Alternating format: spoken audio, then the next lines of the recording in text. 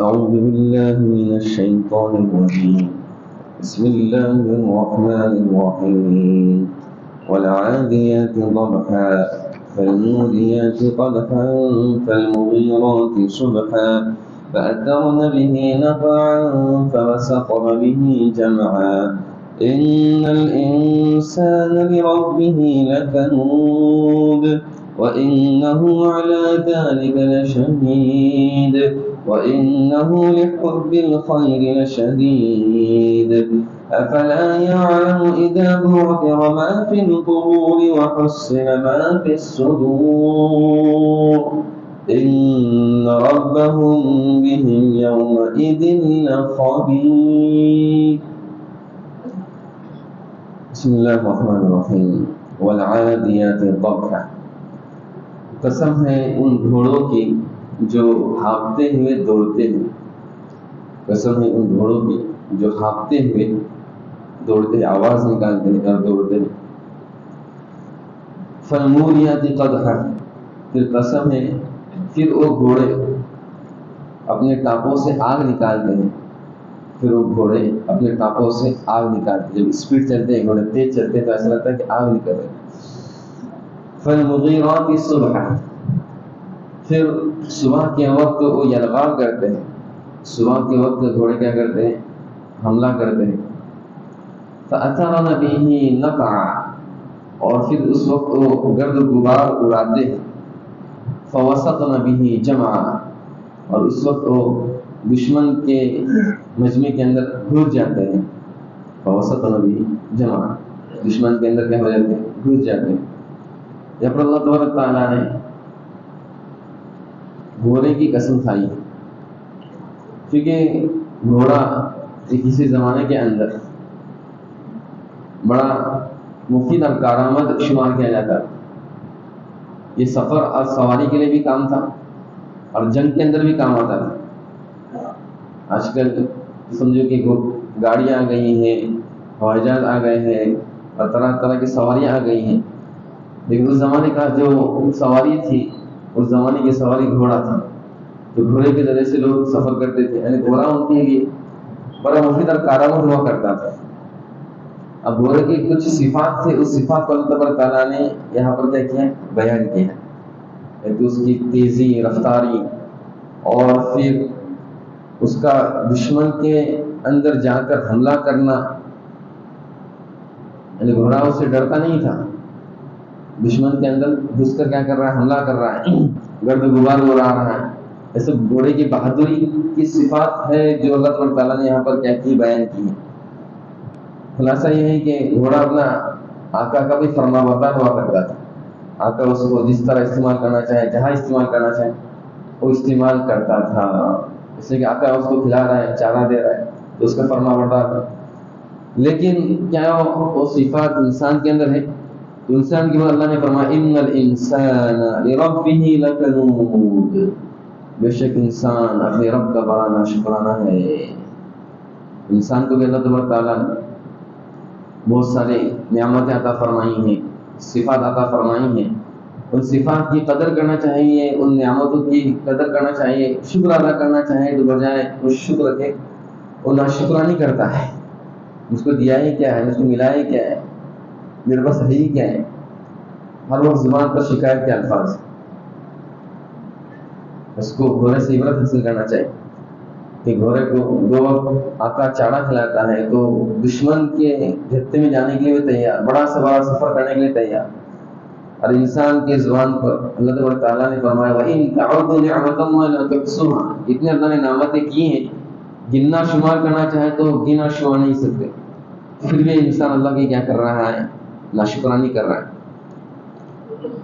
کتنی نعمت اللہ نے اس کو عطا فرمائی.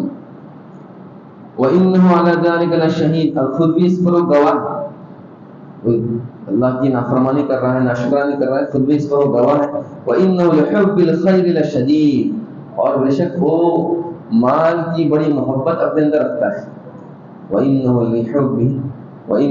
لِحُبِّ الْخَيْرِ لَشَدِيدٌ.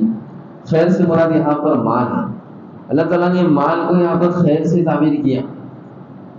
مال سے کس کو تعبیر کیا؟ خیر سے تعبیر کیا مال کو. اس لیے کہ اگر مال آدمی صحیح استعمال کرتا ہے تو یہ اس کے لیے خیر کا باعث بنتا ہے، اس کے لیے ثواب کا ذریعہ بنتا ہے، اس کے لیے اجر کا ذریعہ بنتا ہے، آخرت میں ذخیرہ بنتا ہے کہ مال ہے تو آدمی حج کرے گا، عمرے کرے گا، زکات دے گا، دوسری کی مدد کرے گا، راستوں کا انتظام کرے گا، لائٹ کا انتظام کرے گا، دنیا بھر کے لوگوں کی کیا کر سکتے ہیں، مدد کر سکتا ہے۔ اگر مال ہی نہیں رہے تو مدد کہاں سے کرے گا؟ تو مال اگر ہے تو اس کی قدر کرنا چاہیے اور اس کو خیر کے کاموں میں، دین کے کاموں میں زیادہ سے زیادہ لگانے کی کوشش کرنا چاہیے، اللہ کے راستے میں لگانے کی فکر کرنا چاہیے۔ لہذا اب انسان کے اندر دو کمزوریاں ہیں، ایک تو بڑی ناشکرانی کر رہا ہے، اور دوسرا یہ کہ اس کے پاس جو کچھ مال ہے اس کا استعمال صحیح نہیں کر رہا ہے۔ تو یہ صفات، یہ اس کے اندر جو کمزوریاں ہیں، وہ کمزوری کے حل کس طرح سے ہو جائیں؟ ایک تو حدیث میں اس کا حل یہ بیان کیا ہے کہ اللہ تبارک تعالیٰ نے اگر سمجھ لیجیے کہ کسی کو کوئی بھی نعمت دی ہے تو اس کو چاہیے کہ دنیا کے اعتبار سے اپنے سے کمتر لوگوں کو دیکھے، اور دین کے اعتبار سے چاہے کہ اپنے سے اعلیٰ لوگوں کو دیکھے۔ کہ اللہ تبارک تعالیٰ نے اس کو سادہ سادہ گھر دیا ہے تو اس سے زیادہ گیا گزرا کسی کا گھر ہے، جھوپڑ پٹی ہے، جو فٹ پاتھ پر ہے، ان کو دیکھے کہ اللہ تعالیٰ نے ان سے تو اس کو اچھا دیا ہے، اور دین کی اعتبار سے اپنے سے اعلیٰ دیکھے تو سمجھتا ہے کہ میں تو پانچوں کی نماز پڑھ رہا ہوں، دوسرا کو دیکھے کہ وہ تو تہجد بھی پڑھ رہا ہے، عشاء چاند بھی پڑھ رہا ہے، اور وہ صلاۃ التسبیح کی نماز بھی پڑھ رہا ہے روزانہ، اور فلاح و تسبیحات بھی کر رہا ہے، وہ اتنا قرآن بھی پڑھ رہا ہے، وہ اتنا خیرہ صدقہ بھی کر رہا ہے، اور فلاح خیر کے کام بھی کر رہا ہے، دوسرے کے کام بھی آ رہا ہے۔ تو یہ دین کے کام میں دوسرے کو بڑوں کو دیکھنے کا ہے، اور دنیا کے معاملے میں ہم اپنے سے کمتر کو دیکھیں، اپنے سے کمتر کو دیکھیں۔ جیسے کہ اس سے پہلے آیا تھا ایک اللہ والے مسجد کے اندر چپل کے بغیر چلے گئے تھے، ان کے پاس چپل نہیں تھے، افسوس کر رہے تھے کہ میرے پاس چپل بھی نہیں۔ جب مسجد میں گئے دیکھا کہ ایک آدمی کا پیر ہی نہیں ہے، اس پر اللہ کا شکر ادا کیا ہے کہ اس کا تو پیر ہی نہیں ہے، اپنے پاس چپل نہیں ہے صرف۔ تو یہ دنیا کے معاملے میں اپنے سے کمتر لوگوں کو دیکھیں۔ ایک تو یہ علاج ہے حدیث میں بیان، دوسرا علاج خود قرآن میں یہاں پر ان آیتوں میں، بعد کی آیتوں میں ذکر کیا ہے، 3 آیتوں میں، وہ یہ ہے کہ انسان اپنے آخرت کے احوال کو دیکھیں۔ افلا يعلم اذا بعثر ما في القبور، کیا اس کو خبر نہیں، اس کو معلوم نہیں کہ قبروں میں جو مردے ہیں ان کو زندہ کیا جائے گا۔ وحصل ما في الصدور، اور سینوں میں اور دلوں میں جو کچھ راز ہے، جو کچھ چیزیں ہیں، ان کو ظاہر کر دیا جائے گا۔ ان ربهم بهم يومئذ لخبير، بے شک ان کا رب اس روز ان سے بڑا باخبر رہے گا۔ اللہ تبارک تعالیٰ تو اب بھی خبردار ہے، اللہ سے کوئی چیز مخفی نہیں، اس دن اللہ تعالیٰ زیادہ باخبر رہے گا، اس لیے کہ اس دن جو گواہی دینے والے ہوں گے وہ انسان کی خود اعضاء گواہی دیں گے اس کے خلاف۔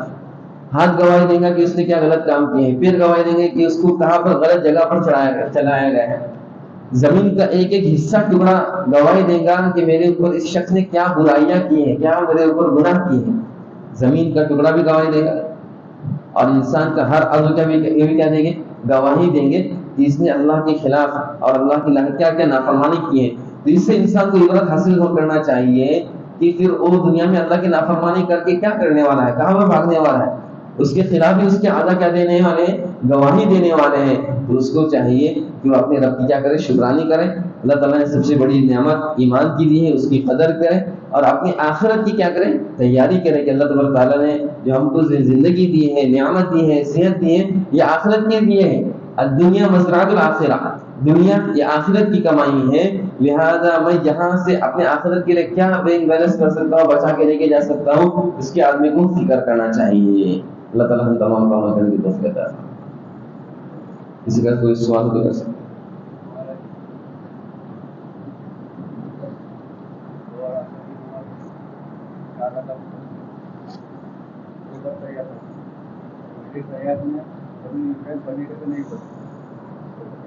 ہاں، شافعی حضرات کے نزدیک پہلی کوئی شخص ظہر کی نماز پڑھ رہا ہے، عصر کی نماز پڑھ رہا ہے، تو پہلی تحیات کہاں تک پڑھنا ہے؟ تو پہلی تحیات جو ہے اشہد ان لا الہ الا اللہ واشہد ان محمد رسول اللہ، اللہم صلی علی محمد، اللہم صلی علی محمد تک شافعی حضرات پڑھیں گے، اور اگر کبھی غلطی سے زیادہ بھی نکل جاتا ہے تو یہ معاف ہے۔ لیکن کبھی ایسا ہوتا ہے کہ امام صاحب ابھی اٹھے نہیں اور آپ کو یاد ہے اور آپ نے اللہم صلی علی محمد پڑھا ہے، تو پھر آگے جو پڑھنا ہے کچھ عربی دعائیں آپ کو یاد ہیں، ربنا آتنا فی الدنیا حسنہ وفی الآخرۃ حسنہ وقنا عذاب النار، کوئی بھی عربی دعا یاد ہے، اللہم اعز الاسلام والمسلمین واذل الشرک والمشرکین، اس طرح کی بھی عربی دعا پڑھ سکتے ہیں۔ اور اگر کوئی زیادہ آگے پڑھتا ہے تو اپنے سجدے سہو نہیں ہے،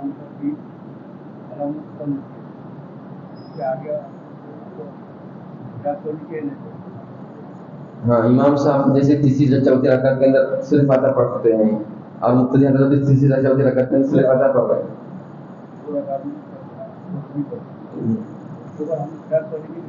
دوسری پہلی دوسری رکعت میں کون سی نماز ہے؟ نماز کون سی؟ ظہر اثر کی ہے تو اس میں قرات کرنا ہے. ظہر اثر میں مقتدی کو بھی قرات کرنا ہے. سورہ فاتحہ کے بعد دوسری کوئی سورت پڑھنا ہے پہلی دوسری رکعت میں. اور جو جہری نماز ہے اس میں مقتدی کے لیے سنت یہ ہے کہ امام کی قرات کو سنیں. جیسے کہ امام سورہ فاتحہ پڑھ لیں گے تو اس کے بعد اپنے کو سورہ فاتحہ پڑھنا ہے اور امام جو قرات کریں گے تو اس قرات کو اپنے کو سننا ہے. سنت یہ ہے کہ امام کی قرات کو سننا ہے، پڑھنا نہیں ہے.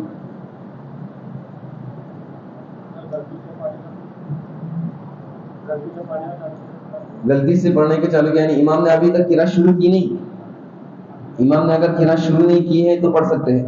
امام قرات شروع کر چکا ہے تو پھر غلطی سے چالو کیا تک سنت کے خلاف ہو جائے گا. زیادہ سے زیادہ نماز پر کچھ اثر نہیں پڑے گا اور خاموش ہو جائے. خاموش ہو جائے. کوئی مزدور اگر 600-800 مانگتا ہے اور اگر وہ 400 کے ہاتھ میں تھما جائے تو اس کو پہلے سے اجرت نہیں ہوئی. اجرت نہیں کوئی اجرت طے نہیں ہے اور وہ 800 مانگ رہا ہے. اجرت طے نہیں ہوتی ہے تو یہ اکثر یہ تو معاملہ صحیح نہیں ہوتا ہے. اجرت کا جو بھی معاملہ ہوتا ہے کرائے پر کسی کو لیا جاتا ہے تو پہلے ہی فکس کرنا ضروری رہتا ہے. اور اگر فکس نہیں کوئی کرتا ہے، کوئی اجرت فکس نہیں کرتا ہے تو اس پر ماحول کو دیکھا جاتا ہے کہ کتنی اجرت ہوتی ہے. جیسے کوئی گاڑی کے اندر بٹھا کے لے کے جا رہا ہے، رکشا میں بٹھا کے لے کے جا رہا ہے، کبھی تو طے کرتے ہیں آدمی شروع میں آپ کے یہاں 50 روپے لیں گے، یہاں سے وہاں 50 ہوتے ہیں. اور کبھی فکس نہیں ہوتے تو اس ماحول کو دیکھا جاتا ہے کہ کتنے پیسے لیے جاتے ہیں دیے جاتے ہیں. جو بھی بات ہے چاہے کھڈا کھودو چاہے جو بھی ہو، کسی کو بھی اجرت پر لیا جاتا ہے. اس میں شرط اور ضروری ہے کہ پہلے ہی اب اس کی اجرت طے کرو. اگر اجرت پہلے سے طے نہیں کر رہے ہیں تو پھر وہ اس پر ماحول کو دیکھا جاتا ہے. طے کیا ہے 600 روپے اور وہ 400 دیں گا تو جائز نہیں ہوگا. غلط ہے. اس کے ذمہ 200 باقی رہیں گے، دینا پڑے گا.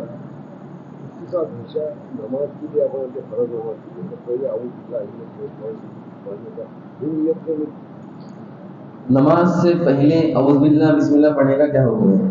تو نماز سے پہلے اعوذ باللہ بسم اللہ نہیں ہے. نماز میں ڈائریکٹ نیت کر کے داخل ہو جانے کا. جب سورہ فاتحہ پڑھیں گے اس وقت اعوذ باللہ بسم اللہ ہے.